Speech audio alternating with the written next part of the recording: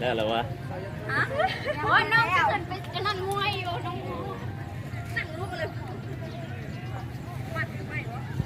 มีเฟืองอยู่เลย ตัวใดมีเพื่อน คุณไหลกา ไปอยู่บ้านอยู่กินเนาะเที่ยวเสาร์นี้เนาะ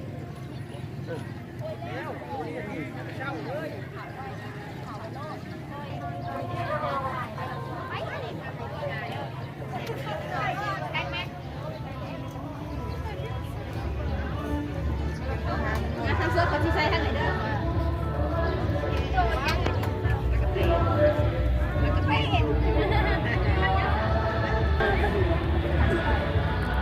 ถ่ายวิดีโอ